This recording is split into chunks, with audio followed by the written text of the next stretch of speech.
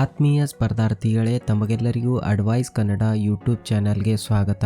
ಇವತ್ತಿನ ವಿಡಿಯೋದಲ್ಲಿ ಆದಾಯ ತೆರಿಗೆ ಇಲಾಖೆಯಲ್ಲಿ ಖಾಲಿ ಇರುವಂತಹ ಹುದ್ದೆಗಳ ಬಗ್ಗೆ ಸಂಪೂರ್ಣ ಮಾಹಿತಿಯನ್ನ ಈ ವಿಡಿಯೋದಲ್ಲಿ ನೋಡೋಣ. ನೀವು ಇನ್ನೂ ನಮ್ಮ ಯೂಟ್ಯೂಬ್ ಚಾನೆಲ್ಗೆ ಸಬ್ಸ್ಕ್ರೈಬ್ ಆಗಿಲ್ಲ ಅಂದ್ರೆ ವಿಡಿಯೋ ಕೆಳಗಡೆ ಕಾಣುವಂತಹ ರೆಡ್ ಕಲರ್ ಸಬ್ಸ್ಕ್ರೈಬ್ ಬಟನ್ ಅನ್ನ ಕ್ಲಿಕ್ ಮಾಡಿ. ಹಾಗೆ ಬೆಲ್ ಐಕಾನ್ ಪ್ರೆಸ್ ಮಾಡೋದ್ರಿಂದ ನಾವು ಯಾವುದೇ ರೀತಿಯ ಹೊಸ ವಿಡಿಯೋ ಅಪ್ಲೋಡ್ ಮಾಡಿದ್ರೆ ನಿಮಗೆ ನೋಟಿಫಿಕೇಶನ್ ಬರುತ್ತೆ. ಹಾಗೆ ನೀವು ಇನ್ನೂವರೆಗೆ ವಿಡಿಯೋ ಲೈಕ್ ಮಾಡಿಲ್ಲ ಅಂದ್ರೆ ವಿಡಿಯೋ ಲೈಕ್ ಮಾಡಿ. ಸೊ ಬನ್ನಿ ವಿಷಯದ ಬಗ್ಗೆ ಮಾತಾಡೋಣ.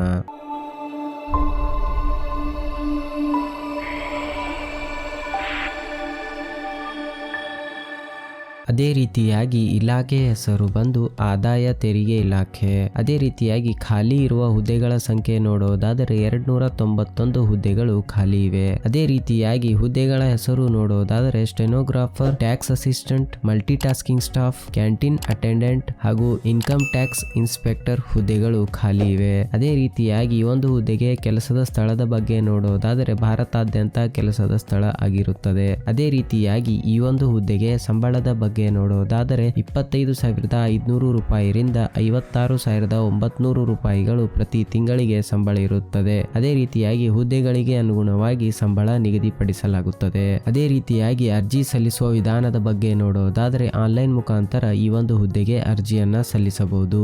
ಅದೇ ರೀತಿಯಾಗಿ ಅರ್ಜಿ ಸಲ್ಲಿಸಲು ಪ್ರಾರಂಭ ದಿನಾಂಕ ನೋಡೋದಾದರೆ 22 ಡಿಸೆಂಬರ್ 2023 ಆಗಿರುತ್ತದೆ. ಅದೇ ರೀತಿಯಾಗಿ ಅರ್ಜಿ ಸಲ್ಲಿಸಲು ಕೊನೆಯ ದಿನಾಂಕ ನೋಡೋದಾದರೆ 19 ಜನವರಿ 2024 ಆಗಿರುತ್ತದೆ. ಅದೇ ರೀತಿಯಾಗಿ ಅಧಿಕೃತ ವೆಬ್ಸೈಟ್ ಲಿಂಕ್ ಅನ್ನು ಈ ವಿಡಿಯೋ ಡಿಸ್ಕ್ರಿಪ್ಷನ್ ಮತ್ತು ಕಮೆಂಟ್ ಬಾಕ್ಸ್ ನಲ್ಲಿ ಪಿನ್ ಮಾಡಲಾಗಿರುತ್ತದೆ. ತಾವು ಅಲ್ಲಿ ವಿಸಿಟ್ ಮಾಡಿ ನಮ್ಮ ವೆಬ್ಸೈಟ್ ಗೆ ಹೋಗಿ ತಾವು ಈ ಒಂದು ಅಧಿಕೃತ ವೆಬ್ಸೈಟ್ ಲಿಂಕ್ ಅನ್ನ ನೋಡಿಕೊಳ್ಳಬಹುದು. ಪ್ರತಿದಿನ ಹೊಸ ಅಪ್ಡೇಟ್ ಗಳಿಗಾಗಿ ಈಗಲೇ ನಮ್ಮ ಟೆಲಿಗ್ರಾಮ್ ಚಾನೆಲ್ ಅನ್ನ ಜಾಯಿನ್ ಆಗಿ. ಅದೇ ರೀತಿಯಾಗಿ ಈ ಒಂದು ಹುದ್ದೆಗೆ ಖಾಲಿ ಇರುವಂತಹ ಹುದ್ದೆಗಳ ಬಗ್ಗೆ ನೋಡೋದಾದ್ರೆ ಇನ್ಕಮ್ ಟ್ಯಾಕ್ಸ್ ಇನ್ಸ್ಪೆಕ್ಟರ್ ITI 14 ಹುದ್ದೆಗಳು ಖಾಲಿ ಇವೆ. ಅದೇ ರೀತಿಯಾಗಿ ಸ್ಟೆನೋಗ್ರಾಫರ್ ಗ್ರೇಡ್ 2 ಸ್ಟೆನೋ 18 ಹುದ್ದೆಗಳು ಖಾಲಿ ಇವೆ. ಟ್ಯಾಕ್ಸ್ ಅಸಿಸ್ಟೆಂಟ್ TA 119 ಹುದ್ದೆಗಳು ಖಾಲಿ ಇವೆ. ಮಲ್ಟಿ ಟಾಸ್ಕಿಂಗ್ ಸ್ಟಾಫ್ MTS 137 ಹುದ್ದೆಗಳು ಖಾಲಿ ಇವೆ. ಕ್ಯಾಂಟೀನ್ ಅಟೆಂಡೆಂಟ್ CA 3 ಹುದ್ದೆಗಳು ಖಾಲಿ ಇವೆ. ಅದೇ ರೀತಿಯಾಗಿ ಒಟ್ಟು 291 ಹುದ್ದೆಗಳು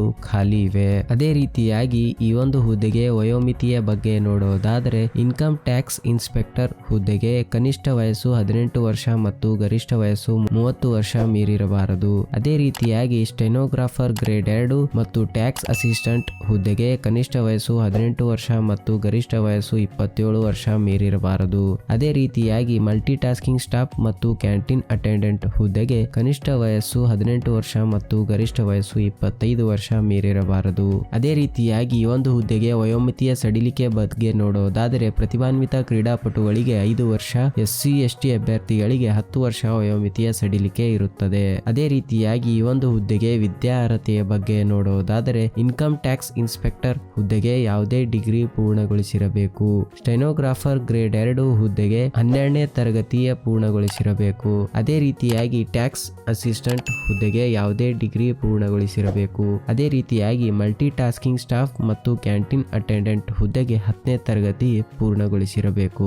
ಅದೇ ರೀತಿಯಾಗಿ ಈ ಒಂದು ಹುದ್ದೆಗೆ ಸಂಬಳದ ಬಗ್ಗೆ ನೋಡೋದಾದರೆ ಇನ್ಕಮ್ ಟ್ಯಾಕ್ಸ್ ಇನ್ಸ್ಪೆಕ್ಟರ್ ಹುದ್ದೆಗೆ 44,900 ರೂಪಾಯಿರಿಂದ 1,42,400 ರೂಪಾಯಿಗಳು ಪ್ರತಿ ತಿಂಗಳಿಗೆ ಸಂಬಳ ಇರುತ್ತದೆ. ಅದೇ ರೀತಿಯಾಗಿ ಸ್ಟೆನೋಗ್ರಾಫರ್ ಗ್ರೇಡ್ 2 ಟ್ಯಾಕ್ಸ್ ಅಸಿಸ್ಟೆಂಟ್ ಹುದ್ದೆಗೆ 25,500 ರೂಪಾಯಿರಿಂದ 81,100 ರೂಪಾಯಿಗಳು ಪ್ರತಿ ತಿಂಗಳಿಗೆ ಸಂಬಳ ಇರುತ್ತದೆ. ಅದೇ ರೀತಿಯಾಗಿ ಮಲ್ಟಿ ಟಾಸ್ಕಿಂಗ್ ಸ್ಟಾಫ್ ಮತ್ತು ಕ್ಯಾಂಟೀನ್ ಅಟೆಂಡೆಂಟ್ ಹುದ್ದೆಗೆ 18,000 ರೂಪಾಯಿರಿಂದ 56,900 ರೂಪಾಯಿಗಳು ಪ್ರತಿ ತಿಂಗಳಿಗೆ ಸಂಬಳ ಇರುತ್ತದೆ. ಅದೇ ರೀತಿಯಾಗಿ ಈ ಒಂದು ಹುದ್ದೆಗೆ ಅರ್ಜಿ ಶುಲ್ಕದ ಬಗ್ಗೆ ನೋಡೋದಾದ್ರೆ ಅರ್ಜಿ ಶುಲ್ಕ ಕಟ್ಟುವ ವಿಧಾನ ಆನ್ಲೈನ್ ಮುಖಾಂತರ ಆಗಿರುತ್ತದೆ. ಈ ಒಂದು ಹುದ್ದೆಗೆ ಎಲ್ಲಾ ಅಭ್ಯರ್ಥಿಗಳಿಗೆ 200 ರೂಪಾಯಿ ಅರ್ಜಿ ಶುಲ್ಕ ಇರುತ್ತದೆ. ಅದೇ ರೀತಿಯಾಗಿ ಈ ಒಂದು ಹುದ್ದೆಗೆ ಆಯ್ಕೆ ಮಾಡುವಂತಹ ವಿಧಾನದ ಬಗ್ಗೆ ನೋಡೋದಾದರೆ ಲಿಖಿತ ಪರೀಕ್ಷೆ ನಡೆಸಿ ಹಾಗೂ ದಾಖಲೆಗಳ ಪರಿಶೀಲನೆ ನಡೆಸಿ ಮತ್ತು ಸಂದರ್ಶನದ ಮೂಲಕ ಈ ಒಂದು ಹುದ್ದೆಗೆ ಆಯ್ಕೆ ಮಾಡಲಾಗುತ್ತದೆ.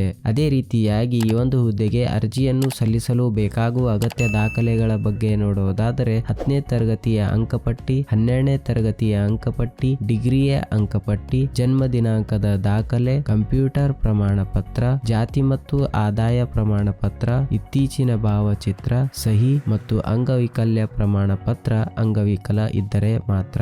ಅದೇ ರೀತಿಯಾಗಿ ಈ ಒಂದು ಹುದ್ದೆಗೆ ಅರ್ಜಿಯನ್ನು ಸಲ್ಲಿಸುವುದು ಹೇಗೆ ಅನ್ನೋದರ ಬಗ್ಗೆ ಇಲ್ಲಿ 7 ಸ್ಟೆಪ್ಸ್ ಗಳನ್ನ ಕೊಡಲಾಗಿದೆ. ತಾವು ಈ 7 ಸ್ಟೆಪ್ಸ್ ಗಳನ್ನ ಸರಿಯಾದ ರೀತಿಯಲ್ಲಿ ಫಾಲೋ ಮಾಡಿಕೊಂಡು ತಾವು ಈ ಒಂದು ಹುದ್ದೆಗೆ ಅರ್ಜಿಯನ್ನ ಸಲ್ಲಿಸಬಹುದು. ಅದೇ ರೀತಿಯಾಗಿ ಈ ಒಂದು ಹುದ್ದೆಗೆ ಪ್ರಮುಖ ದಿನಾಂಕಗಳ ಬಗ್ಗೆ ನೋಡೋದಾದರೆ ಅರ್ಜಿ ಸಲ್ಲಿಸಲು ಪ್ರಾರಂಭ ದಿನಾಂಕ 22 ಡಿಸೆಂಬರ್ 2023 ಆಗಿರುತ್ತದೆ. ಅದೇ ರೀತಿಯಾಗಿ ಅರ್ಜಿ ಸಲ್ಲಿಸಲು ಕೊನೆಯ ದಿನಾಂಕ 19 ಜನವರಿ 2024 ಆಗಿರುತ್ತದೆ. ಅದೇ ರೀತಿಯಾಗಿ ಕೊನೆಯದಾಗಿ ನೋಡೋದಾದರೆ ಪ್ರಮುಖ ಲಿಂಕುಗಳು. ಅಧಿಕೃತ ಅಧಿಸೂಚನೆಯ ಲಿಂಕ್ಗಾಗಿ ಇಲ್ಲಿ ಕ್ಲಿಕ್ ಮಾಡಿ. ಆನ್ಲೈನ್ ಅರ್ಜಿ ಸಲ್ಲಿಸುವ ಲಿಂಕ್ಗಾಗಿ ಇಲ್ಲಿ ಕ್ಲಿಕ್ ಮಾಡಿ. ಅಧಿಕೃತ ವೆಬ್ಸೈಟ್ ಲಿಂಕ್ಗಾಗಿ ಇಲ್ಲಿ ಕ್ಲಿಕ್ ಮಾಡಿ.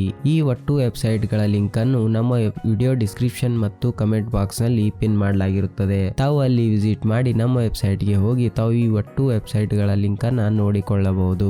ಅದೇ ರೀತಿಯಾಗಿ ಕೊನೆಯದಾಗಿ ಅಭ್ಯರ್ಥಿಗಳಿಗೆ ವಿಶೇಷವಾಗಿ ಹೇಳೋದಾದರೆ ಅಭ್ಯರ್ಥಿಗಳು ಈ ಒಂದು ಹುದ್ದೆಗೆ ಅರ್ಜಿಯನ್ನು ಸಲ್ಲಿಸುವ ಮುನ್ನ ಸಂಪೂರ್ಣ ಅಧಿಸೂಚನೆ ಓದಿ ಸ್ಪಷ್ಟವಾಗಿ ಅರ್ಥೈಸಿಕೊಂಡು ನಂತರವೇ ಅರ್ಜಿಯನ್ನ ಸಲ್ಲಿಸಬೇಕು.